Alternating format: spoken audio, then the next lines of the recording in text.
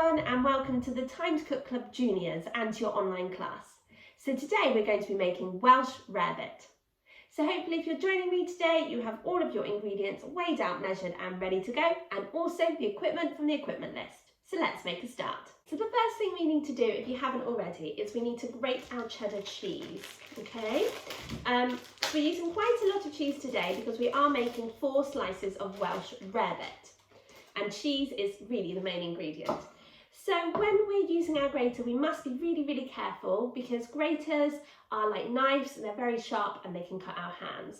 So if you've got a box grater like mine, you hold it very firmly with one hand before stroking the cheese down the side of the grater, okay? Keeping your fingers well away as you use it. So just keep going until you have grated all of your cheese.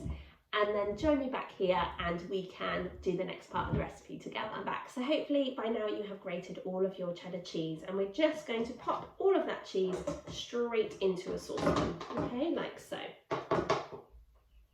So you're also going to be using 1 tablespoon of butter, 2 teaspoons of Worcester sauce. So whenever we're measuring out any herbs, spices or flavourings, it's always a really good idea to do so over a separate bowl or cup. And that way, if we add too much, we're not ruining the rest of our ingredients, okay? So we're just going to measure out 2 teaspoons. So that's 1.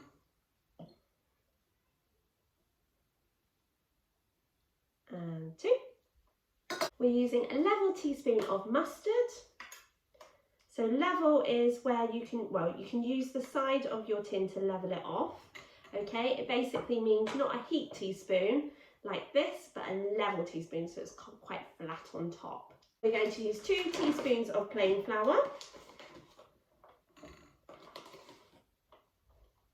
and a pinch of pepper.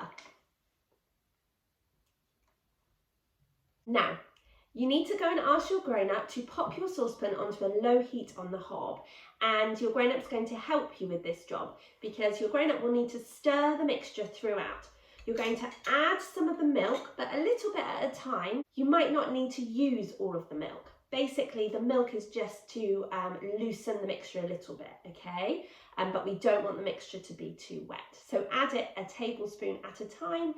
Stir it between each addition and see, because you might not need to use it all. So what you're aiming for is your ingredients to turn into a thick paste, okay, and for all the cheese and the butter to completely melt. So join me back here when you and your grown-up have done that job together and we can continue with our recipe. Welcome back, guys. So hopefully by now you have melted those ingredients on a low heat on the hob and they've formed a thick paste. So now what you need to do is you need to add in your teaspoon of chopped chives. So if you haven't already chopped them, you need to make sure that they're washed first, okay? And then just the easiest way really to do it is to use scissors and then just chop them into small pieces, and we're using a teaspoon, okay? Like so.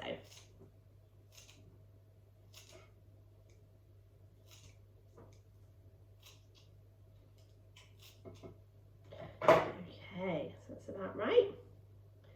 And we're just going to pop them in and then give it another stir.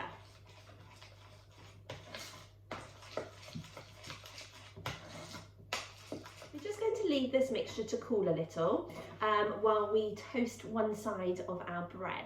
So you need to go and ask your grown-up to pop 4 slices of bread under the grill, okay, because we're just toasting one side. Grown-ups, please do keep an eye on your bread because we definitely don't want it to burn under the grill, and sometimes it does turn quite quickly. So join me back here once you've toasted your 4 slices of bread and we can do the next part of the recipe together. Right, guys, so hopefully by now you have toasted one side of your bread, or your grown-ups have done that job. So now what you need to do is you need to turn your bread so that it's untoasted side up, and you're just going to give your mixture a good stir again just to kind of loosen it up before popping some of it onto your bread, okay? And it's nice and stringy, the cheese looks amazing. And then using a small palette knife, a knife, or the back of a spoon, you're just going to spread the mixture all over the untoasted side of the bread. Make sure you go right to the edges as well, okay, like so. And then do exactly the same until you have used up all of the mixture, okay? And where it's kind of cooled down a little bit, it's gone into an even thicker paste, that's fine, okay? So we're going to go right to the edges, like so.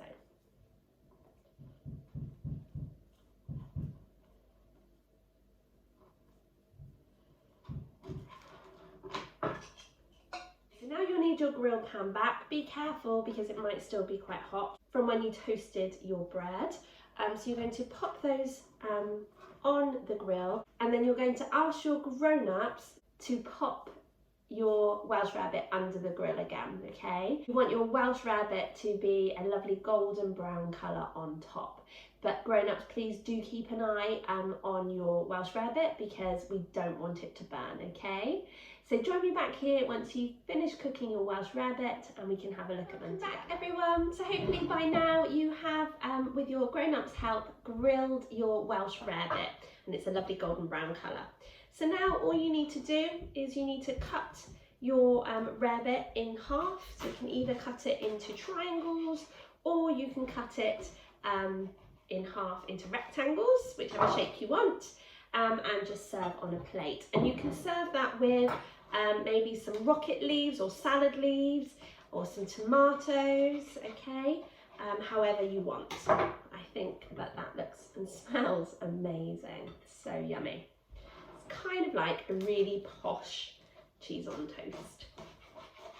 And grown-ups, if you wanted to try this for yourselves and have a more adult taste to your Welsh Rarebit, you could always use beer instead of milk. So there we have our Welsh Rarebit, and I'm sure you'll agree it looks absolutely amazing.